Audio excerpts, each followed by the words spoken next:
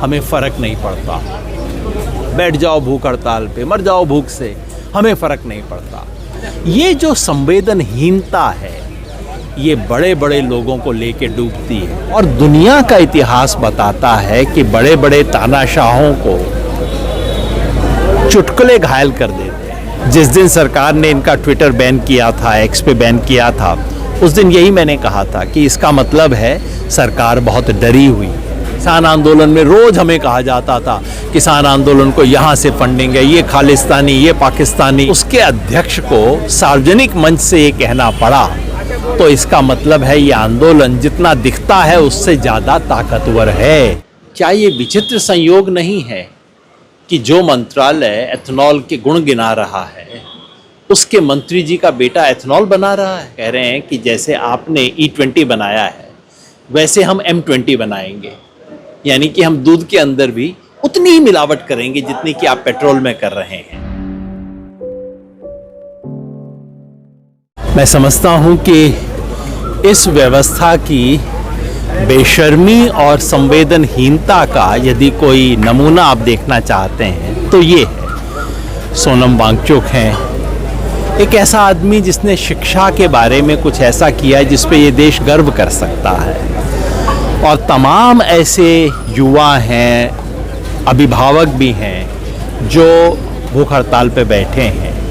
वो क्या चाहते हैं? वो सिर्फ इतना चाहते हैं कि इस देश के करोड़ों विद्यार्थियों, युवाओं की आवाज़ सुनी जाए। सरकार कहे कि भाई लीक हुआ, फला लोगों की जिम्मेवारी थी, इनके विरुद्ध हमने फला फला काम किया। बताए कि कैसे धर्मेंद्र प्रधान जी की जिम्मेवारी नहीं थी, बता तो दो देश को। मगर अब तक जो संदेश है वो यही है, हमें फ़र्क नहीं पड़ता। बैठ जाओ भूख हड़ताल पे, मर जाओ भूख से, हमें फ़र्क नहीं पड़ता। ये जो संवेदनहीनता है, ये बड़े बड़े लोगों को लेके डूबती है। दुनिया के बड़े बड़े साम्राज्य इसी संवेदनहीनता से समाप्त हुए हैं। ये जो अहंकार है कि हमें किसी सवाल का जवाब देने की ज़रूरत नहीं है, इस देश के लाखों घरों में करोड़ों लोगों के साथ जो कुछ बीती, उसके बारे में हमें कोई जवाब देने की ज़रूरत नहीं है। हमें किसी किस्म का कोई एक्शन लेने की ज़रूरत नहीं है, क्योंकि फ़र्क नहीं पड़ता। और मैं समझता हूँ कि इस देश की जनता ने ये सबक बार बार दिया है। जब भी सत्ता में बैठे लोगों को अहंकार हो जाता है, तो जनता कोई ना कोई तरीका ढूंढती है उस अहंकार को ख़त्म करने का। और मैं समझता हूँ ये कॉकरोच जनता पार्टी जो है, और ये जो तमाम दूसरे संगठनों के लोग बैठे हुए हैं, और वो जो संगठन जो बाकी जगहों पे प्रोटेस्ट कर रहे हैं, वो सब इस अहंकार का निवारण करने का तरीका। सर, पेज था टैक्स पर, उसे ब्लॉक किया था गवर्नमेंट ऑफ इंडिया ने, आज उसे ऑन करने के आदेश मिले। उसे कैसे देख रहे हैं कि जब भी कोई आवाज़ उठाता है उसके ब्लॉक कर दिए जाते हैं? और अभी कहा गया है कि जो है इसलिए अनब्लॉक किए जा रहे हैं क्योंकि अब नीट का पेपर हो गया है। मैंने उस वक्त कहा था कि जो सरकार चुटकुले से घबरा जाए, वो सरकार खुद एक चुटकुला है। और यही बात साबित हो रही है कि आप कॉकरोच जनता पार्टी क्या थी? एक इस देश के संवैधानिक पद पे बैठे हुए व्यक्ति के एक बोल से निकला हुआ एक चुटकुला था।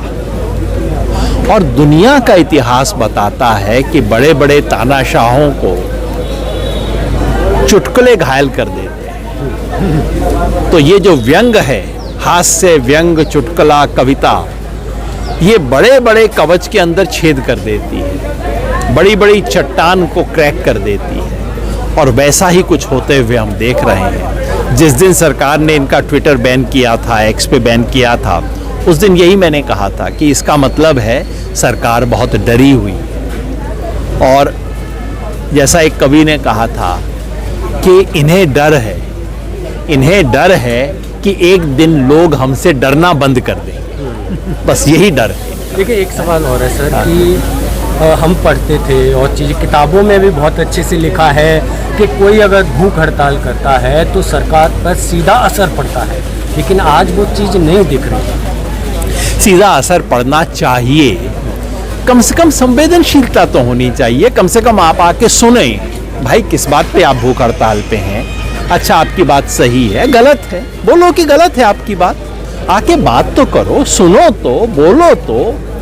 ये जो संवेदनहीनता है, संवादहीनता, संवेदनहीनता, ये अहंकार से पैदा हो।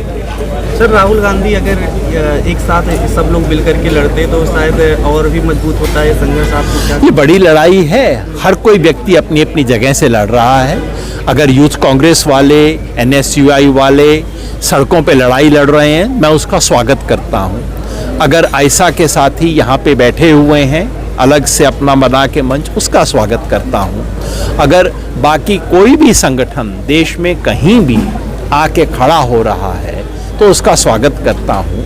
और जो एकता है, एकता जरूरी नहीं कि सड़क और मंच पे हो, वो लोगों के मन में वो एक ही आंदोलन दिखाई देता है, वही असली एकता है। लेकिन लास्ट सवाल एक है कि सर जैसे यहाँ बच्चे बैठे हैं भूख हड़ताल पर, उनकी कई की तबीयत खराब हुई है, हॉस्पिटलाइज हुए हैं, फिर भी सरकार की तरफ से कोई डेलीगेशन नहीं आया है। वही मैं बार बार कह रहा हूँ कि ये जो संवेदनहीनता है, इन्हें लगता है क्या फर्क पड़ता है, कर लो, चले जाओ हॉस्पिटल, कोई मर जाए मर लो। ये जो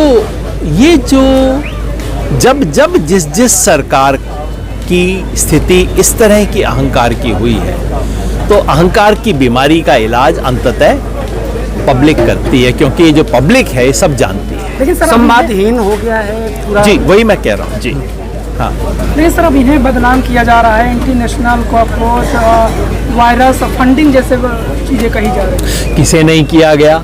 किसान आंदोलन में रोज हमें कहा जाता था किसान आंदोलन को यहाँ से फंडिंग है, ये खालिस्तानी, ये पाकिस्तानी, और फिर ये पता नहीं क्या क्या चीज़ें रोज कोई नया किसान नेता ढूंढ के लाते थे, हमारे खिलाफ बैठा देते थे। पब्लिक ने विश्वास नहीं किया। मैं बताऊं आपको, अंततः पब्लिक है, सब जानती है, इस तरह के झूठ का कोई असर नहीं। नितिन नवीन कह रहे हैं कि हमारे बीजेपी के कार्यकर्ता इनसे निपट लेंगे। मैं समझता हूं कि अगर बीजेपी के अध्यक्ष को, जो अपने आप को दुनिया की सबसे बड़ी पॉलिटिकल पार्टी कहते हैं, अगर उसके अध्यक्ष को सार्वजनिक मंच से ये कहना पड़ा, तो इसका मतलब है ये आंदोलन जितना दिखता है उससे ज़्यादा ताकतवर है। इसका मतलब है तीर निशाने पे लग रहा है। मैं तो बधाई देना चाहता हूं इन साथियों को उसके। सर एथेनॉल को लेकर के जिस तरीके से आरोप लग रहे हैं कि इसमें एथेनॉल मिश्रित किया जा रहा है, तो इससे कारें खराब हो रही हैं, लेकिन सरकार का कहना है कि ऐसा कुछ नहीं, इससे बल्कि किसानों और तमाम लोगों को फायदा भी मिल रहा है। क्या कहेंगे इस पर? मैं कोई पेट्रोलियम का एक्सपर्ट तो हूँ नहीं, मैं तो केवल इतना जानना चाहता हूँ कि अगर एथेनॉल के इतने ही फ़ायदे हैं तो भाई भूटान ने वो लेने से इनकार क्यों कर दिया है? क्या सरकार ने खुद अपने कागज़ों में, प्लानिंग कमीशन, नीति आयोग ने क्या वो बातें नहीं लिखी थी कि एथेनॉल जो है इनकॉम्पेटिबल है कुछ खास तरह के इंजन से? क्या सरकार की नीति ने उसका ध्यान रखा है?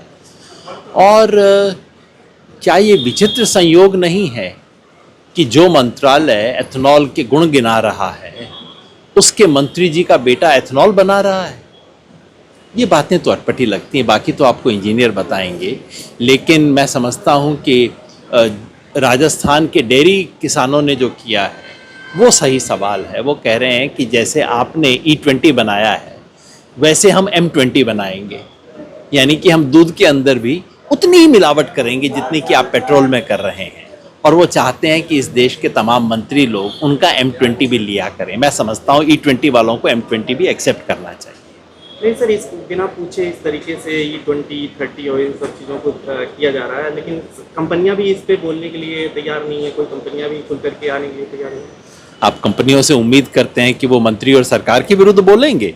आपको चेहरा नहीं दिखाई दिया जब प्रेस कॉन्फ्रेंस में आए थे, कैसे बुझा हुआ चेहरा लेके आए थे और कैसी कैसी बातें कर रहे थे? जैसा मैंने कहा कि अगर जिस तरह से सरकार ने ये E20 इंट्रोड्यूस ही नहीं किया है, E20 को ज़बरदस्ती लादा है, उसी तरह से इस देश के तमाम डेयरी किसानों को एक M20, M30 भी इंट्रोड्यूस करने की अनुमति होनी चाहिए। उसमें वो दूध के अंदर सिर्फ 20%, 30% मिलावट किया करेंगे, उसको भी स्वीकार करना चाहिए। उससे लोगों का हाजमा बेहतर होगा पहले से। पेट्रोलियम मंत्री बोल नहीं रहे हैं इस पे और नितिन गडकरी खुल करके सामने आ रहे हैं, इन चीज़ों पे सफाई दे रहे हैं। मैंने वही कहा ना कि ये संयोग नहीं है, कैसा विचित्र संयोग है कि जो मंत्री एथनॉल के गुण गिना रहे हैं उन्हीं का बेटा एथनॉल बना रहा है। पुराने ज़माने में इसको फ्रॉड बोला जाता था, पर लेकिन आजकल न्यू इंडिया है तो नई नई चीज़ों की रवायत बन रही है। खबरों में बने रहने के लिए फोरम 4 को सब्सक्राइब करें और नोटिफिकेशन पाने के लिए बेल आइकन दबाएं।